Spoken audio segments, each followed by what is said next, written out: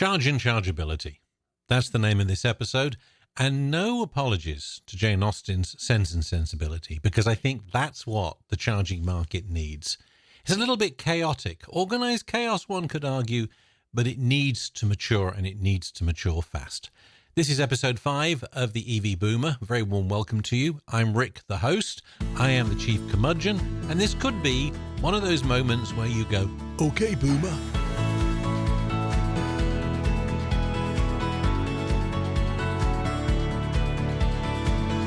So I've had my EV for 18 months. It's an Ioniq 5. Love it. We now, as I mentioned in a previous episode, are the owner of a second EV, a little Chevy Bolt 2019 that we use as a runaround for my daughter to and from school and stuff. Great car to drive. I got to say, going EV, driving them is phenomenal. Filling them up, not so easy. Now, the economics of it make more sense to charge at home, which is what we do, and it works very well. We have a charge point charger. I get time of use electricity. It's basically free between midnight and 6 a.m. for me. Nothing's free. I pay a little bit up on the afternoon rates, which in the height of summer I pay, but in the fall, winter, and spring, I'm actually doing okay with it. But there are times on road trips. Now, you go and take a traditional car, an ICE car, an engine car, to a gas station, petrol station. It's easy. You turn up, you know the price of the gas before you get there. You pull alongside, you open up your gas cap, charge your credit card, in you go. No problem at all. When it comes to finding chargers, it's a bit of a science project. I could argue it's an amazing fustercluck.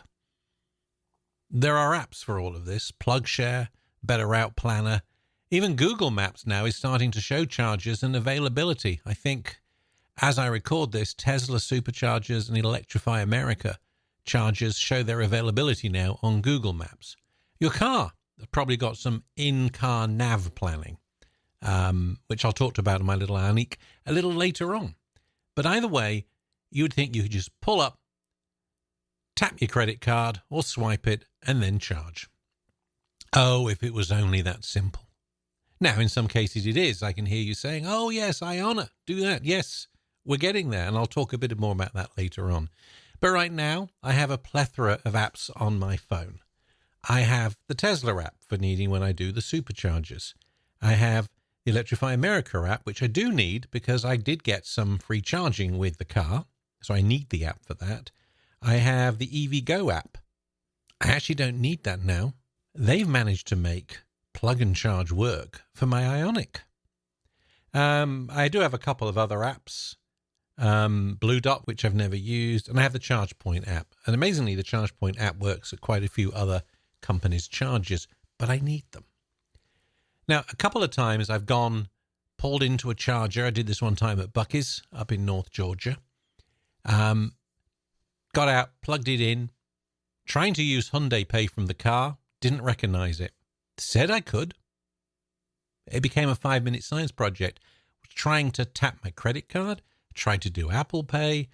In the end, I had to use the ChargePoint app manually, not even tapping it against the charger. So it was 5 minutes before I could even get those electrons flowing. I put that up on PlugShare, and I saw that some other users had similar problems. Next time I went, actually, I was able to tap my phone against the charger and everything worked fine. Still couldn't get the Hyundai Pay to work on the charger, but I didn't experiment. I decided I was going to get it going and then head off into the store. If you've ever been to a Bucky's, you know you're never in and out in 5 minutes. To this English guy in America, Bucky's is like no place on earth I could even ever imagined as a kid, but it is what it is. So it's got to get better. It's got to be tap and pay. And there's a new company, which is, I think, a consortium of 8 car companies called Iona that's rolling out. I think they have between 30 and 35 charging stations across the country. There's one being built south of Atlanta, so I look forward to trying it out. And they have made a policy decision not to have a phone app. It's all going to be either plug and play from your car vendor working with them, which would be great, plug and charge. That will be phenomenal. Or tap your credit card, and off you go. And the reliability ratings on those are actually coming in pretty high. Talking of reliability, this year has been a lot better. I get to chargers, the screens appear to be working, they appear to be readable. I do notice in some cases, though, that the payment widget is not working. Imagine going to a gas station. How often do you find a pump out of action? It does happen, but how often? It's pretty rare. And normally they'll just put a bag over the nozzle so you know the pump doesn't work and you go to another pump. You already know. Here they don't. A lot of the times the screens are either out, but you see somebody charging at them, so they've used the app, or the screen's very dim, you can't really work out what's going on, and you plug it in, you go through the motions, and zippo. Nada. Nothing. I can hear old Seinfeld now going, nada, nada, nada. But anyway, so it's a bit of a palaver, to put it mildly. But you get there. So I think Iona's heading in the right direction. Tesla, of course, if you have supercharger access, which I think most vehicles now do with an adapter, they do work very well, I have to say. You know, I get 97 kilowatts out of them, which is fine. Pricing's all over the place, and we'll do a future episode on pricing because it's, again, that's all over the place. But it works, but I have to use the app. App works very well, but do you remember a while ago we had a bit of a Amazon Web Services, AWS had a bit of a huge issue, and only this week Cloudflare had some problems, so not everything worked. I actually wanted to use Tesla that day. I sat there at the charger, plugged in, the app would not get to the charging page. I was stuffed. Couldn't do a thing. Now, I had plenty of charge. I actually got home fine and just did a bigger charge when I got home. That's the way it goes, but it's still relying on third parties. Don't remember gas pumps not working unless the station's physically lost power. So, sense and sensibility is needed in the charging market. It's got to get mature. I'm a very tech-savvy boomer. I work in technology. I've grown up with technology.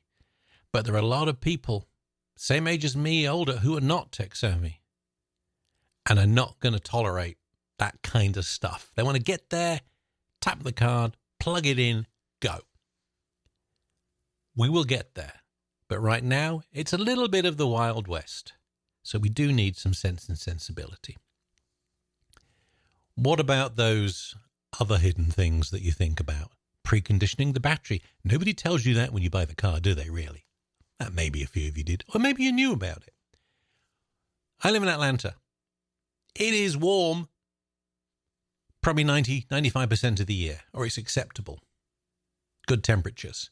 There are days we get below freezing, and boy, do I notice it.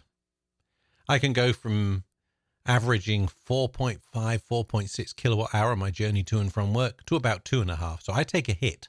If you're not expecting that, gas cars don't really double the gas consumption, do they, when it's on a cold day? Yeah, they take a bit more, keeping you nice and warm and toasty, but not by that much, or at least I don't think so. So you want to go and charge. Notice this the other day. I just randomly decided it was probably about one of those cold snaps, so it was probably around, I'm going to say, upper 40s. Pulled into the Tesla supercharger. Didn't tell the nav I was going to do that. Now, my Ioniq 5 will hit 97 kilowatts. That's its peak at these version 4 3.5 chargers. Plugged it all in. It sat at about 42, 43 kilowatts. I'm like, ooh, battery's a little cold. But one thing I noticed is looking at the display of the car is that the battery management system had turned on the battery heater. It was using 5 kilowatts to heat the battery. So I was thinking about this. I'm pumping in 43 kilowatts into the battery. That's what it will do in an hour. And I'm using 5 of that to heat the battery up. And I'm like, oh, this could take a bit of time. And I'm thinking, this is costing. And I think at that point it was 52 cents a kilowatt hour for me. And I'm thinking, if this battery has to heat up for an hour, that's going to cost me $2.60 to get the battery up to a temperature, to get a good charge. Now, the reality is, and I could see the speed increasing, and at about the 15-minute mark, whoomph, it went right up to its 97 kilowatts. and then the battery heaters kind of calm down and back down a bit. But I'm like, I'm spending money to heat the battery to get a better charge. Interesting. Gas is all poured at the same rate, by and large, once you hit that pump going until you hit the end. So it slows you down. It's chemistry of the battery. It is what it is, and I would definitely take this hit. So definitely in Atlanta, you don't get super cold for too long. Obviously, there are parts of the country and the world that are cold for a lot of the times. And again, in a future episode, I've been to Norway, I've been to Iceland this year. They have a lot of electric cars. Iceland, they have so much infrastructure, but they're cold. Electricity is so cheap in Iceland, by the way. That's probably why it becomes very viable for them. But it's very interesting that I'm paying to heat the battery. Now, about a week ago, cold morning, I'd forgotten to charge overnight. So I thought, you know what, I'll hit this. There's an Electrify America on the way to work. I've got it free. I'll do it. So I programmed it into the onboard navigation system so I could use the preconditioning. It's the only time I will use the onboard map. Plugged it in. I literally pulled away from house. The little symbol came on telling me I'm preconditioning the battery. And I looked at the power and it was using about 2.5 kilowatts. 30 minutes later, I got to the Electrify America. So I'd probably used about 1.5 kilowatts to heat that battery. At retail prices, that's 75 cents just to get up to a decent speed. Plugged it all in. Yep, I was gone within 10 minutes. I hit about 200 kilowatts charging speed, and I got enough at 10 minutes and I was gone. So very happy about that. But it's interesting. You talk about preconditioning, but you got to pay for that preconditioning. Think about that. Not much at the end of the day, but you still have to do it. And I was certainly shocked that when I plugged into the supercharger in the earlier session I was talking about, it ended up hitting 5.1 kilowatts just to heat that battery. And it did. It got there. So it's probably maybe $1 or $2 plus just to get that battery up to speed. These little hidden costs you have to think about. And then some of these chargers have different prices based on the time of day, time of use charging.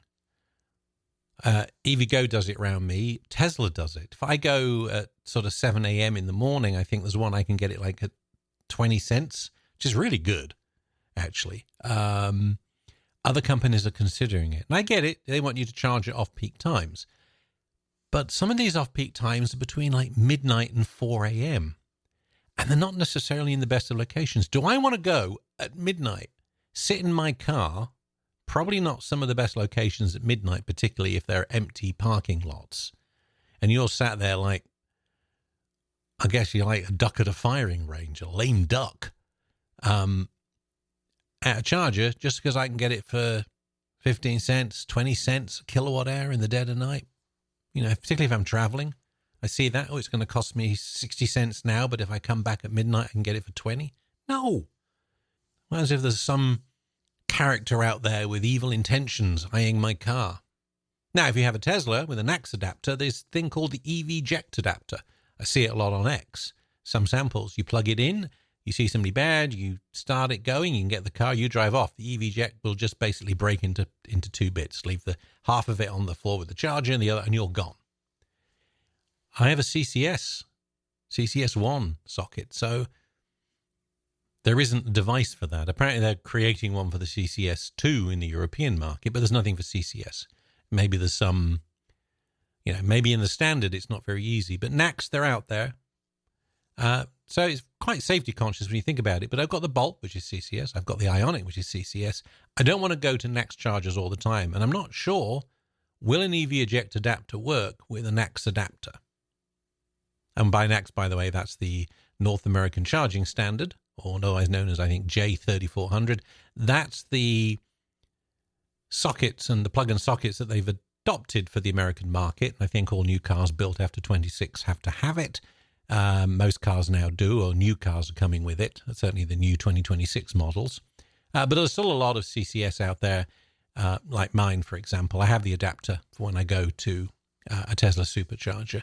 Works very well. So that's an interesting thing, obviously, is you've got your gas pump in at, stupid o'clock in the morning and somebody comes popping up. You can at least drive away. You're going to make a mess of the pump and everything, and probably, theoretically, it should be a quick disconnect and come off without ripping the pump out and that following you halfway down the road. But if you see some shenanigans, and by the way, we were in a gas station up in Arkansas Sunday morning when it got a little bit Twilight Zone and very weird. We thought, so didn't like that so much, but we got out of Dodge pretty quickly. We were able to get the pump back. We didn't have to drive away with half a pump hanging out of the car, but it definitely got my tingly spidey senses going at sort of 9:30 in the morning at this gas station in Arkansas. So still a bit to go on that, safety in the middle of the night for low price charging. It'll get better. And, you've got to use your common sense when you're at some of these places. Peak demand charging has been creeping in. Superchargers are being adding them. So if the station gets busy, the price goes up to try and alleviate demand. Read a story in the week, guy on Reddit, of course, great place for gossip, really, isn't it? Said he was on his way to the charger. The app told him it was going to be 33 cents a kilowatt hour.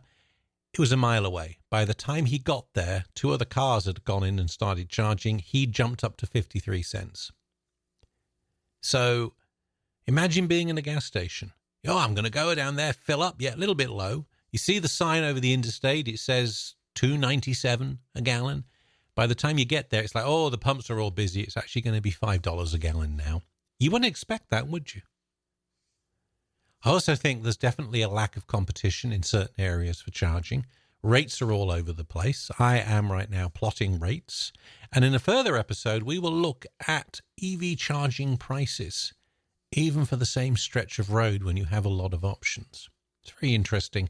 Definitely gets, this boomer going, the older we get, we like to conserve our cash because we like to think we're either retired or going to retire. And we like to conserve it. So, it might, when you're at your height of your earning power, an extra few cents a kilowatt hour is not going to bother you. You get a little older, and this is where you definitely can go, okay, boomer. It is. So in a future episode, we're going to look at pricing. So I hope you've enjoyed my little waffles and conundrums in the charge and chargeability side of the market. Definitely needs a lot of sense and sensibility. Do you agree with me? Do you disagree with me? Would love to hear from you. Rick@evboomer.com, or just visit the website, evboomer.com, and click on the Contact Us. And I hope you can follow us in your podcast catcher of choice. And if you like it, at least give us a rating, a decent rating, please, and stuff you'd like to hear. We're going to try and take this up, get a more regular pattern, get it going. We're not going to be a weekly news update on the EV market. We're going to talk about things that I think are great to talk about. We're going to talk about new vehicles as they come out. And also, my lease is up in 2026. What am I going to get next? It's going to be an EV. What am I going to get next? So we'll talk about that, my thoughts and whatever. So I hope you've enjoyed it. Thank you very much for listening. And if you've got any feedback, comments, or you definitely agree charge and chargeability is a mess, or you think it's actually okay, Rick@evboomer.com. Until next time, stay safe and enjoy driving.